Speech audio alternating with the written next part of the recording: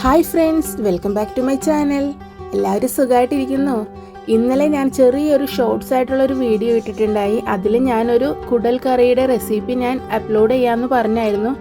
നമ്മുടെ കല്യാണത്തിനൊക്കെ തലേന്ന് അത്താഴൂണെന്ന് പറഞ്ഞ ഒരു സംഭവമില്ലേ, അതായത് മധുരം കൊടുക്കൂലേ മണവാട്ടിക്ക്. ആ സമയത്ത് നമ്മുടെ കൊച്ചിക്കാരൊക്കെ ഒട്ടും ഒഴിവാക്കാത്ത ഒരു കറിയാണ് ബോട്ടിക്കറി അല്ലെങ്കിൽ കുടൽ കറി. അതിൻ്റെ കറക്റ്റ് റെസിപ്പിയാണ് ഞാൻ നിങ്ങൾക്ക് ഇന്ന് ഷെയർ ചെയ്ത് തരുന്നത്. വളരെ ടേസ്റ്റിയാണ്, നമ്മൾ മസ്റ്റായിട്ടും ഉണ്ടാക്കേണ്ട ഒരു റെസിപ്പിയാണ്. അതിനു മുന്നായിട്ട് ആദ്യമായി എൻ്റെ ചാനൽ കാണുന്നുണ്ടെങ്കിൽ ഒന്ന് സബ്സ്ക്രൈബ് ചെയ്ത് സപ്പോർട്ട് ചെയ്യണേ. നിങ്ങളുടെ സപ്പോർട്ടാണ് എനിക്ക് മുന്നോട്ട് ഇതേപോലെ വീഡിയോ ഇടാനൊക്കെ ഭയങ്കര ഒരു എനർജി ഉണ്ടാവുന്നത്. ഇഷ്ടമായാൽ ലൈക്ക് ചെയ്യാനും ഷെയർ ചെയ്യാനും സബ്സ്ക്രൈബ് ചെയ്യാനും മറക്കരുത്. വീഡിയോയിലേക്ക് പോയാലോ.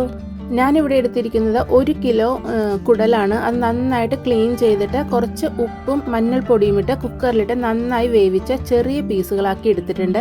1 കിലോ കുടലിന് ഞാനിവിടെ എടുത്തിരിക്കുന്നത് 1/4 കിലോ പച്ചക്കായാണ് ഉപ്പും മഞ്ഞൾപ്പൊടി ഇട്ട് നന്നായിട്ടൊന്ന് വേവിച്ചെടുത്തിട്ടുണ്ട്. ഇതാണ് 1 കിലോ കുടലിന് 1/4 കിലോ പച്ചക്ക, അല്ലെങ്കിൽ ചേനയാണെങ്കിലും എടുക്കാം.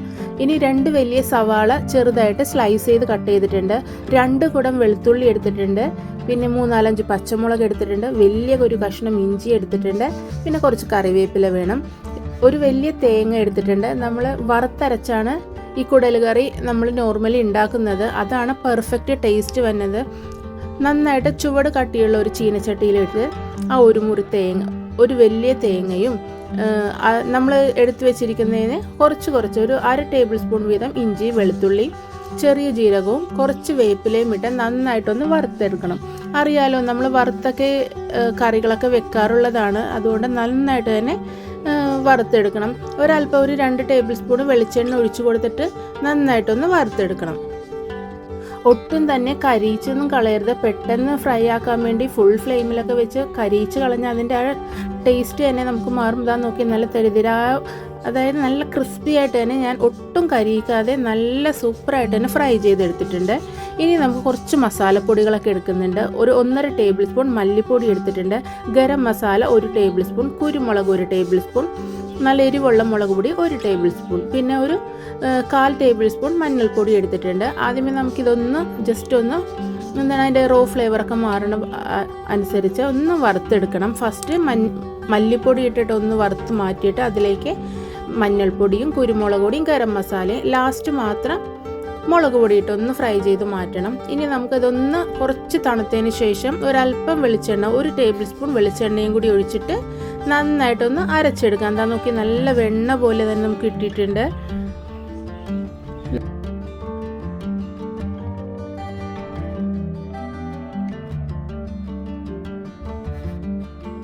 നമ്മൾ നേരത്തെ റോസ്റ്റ് ചെയ്ത് വെച്ച മസാലക്കൂട്ടുകളുണ്ടല്ലോ, അതിലേക്ക് ഒരല്പം വെള്ളം ഇട്ട് ഇതേപോലെ ഒന്ന് മിക്സ് ചെയ്ത് മാറ്റി വെക്കണം.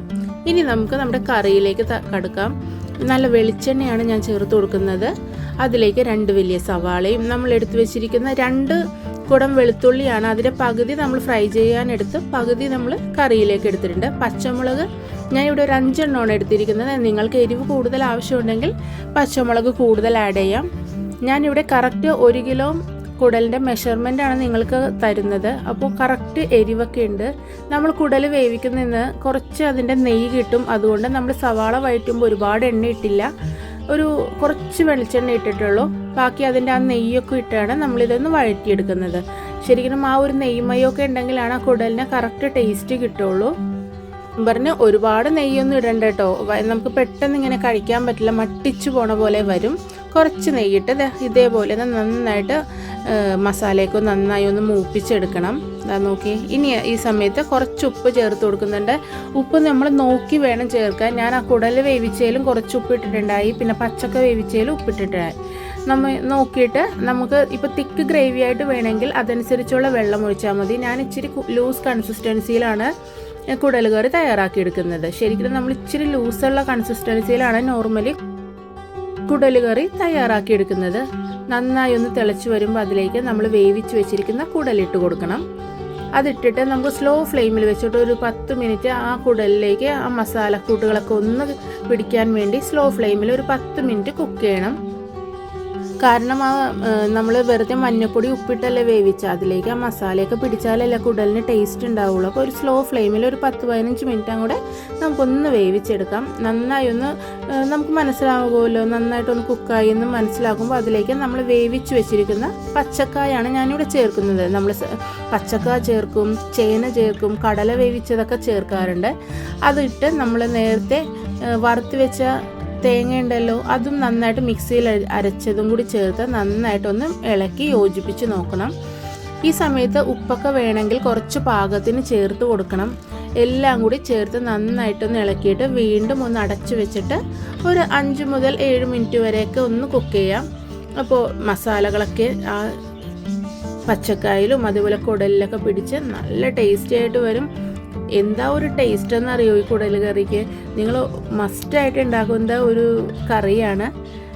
ഇതാ നോക്കി, നന്നായിട്ട് എണ്ണയൊക്കെ തെളിഞ്ഞ് വന്നിട്ടുണ്ട്. അതാണ് നമ്മളുടെ നമ്മൾ എന്ത് ഫുഡ് ഉണ്ടാക്കണം കുക്കിംഗ് പെർഫെക്റ്റ് ആണെന്ന് മനസ്സിലാവുന്നതാണ്. നമ്മൾ കുക്ക് ചെയ്ത് വരുമ്പോൾ എണ്ണ അതിൻ്റെ മേളിലേക്ക് തെളിഞ്ഞ് വന്നത് കാണാം. അപ്പോൾ അങ്ങനെ വളരെ ടേസ്റ്റി ആയിട്ടുള്ള പോട്ടിക്കറി അല്ലെങ്കിൽ കുടൽ കറി തയ്യാറായിട്ടുണ്ട്.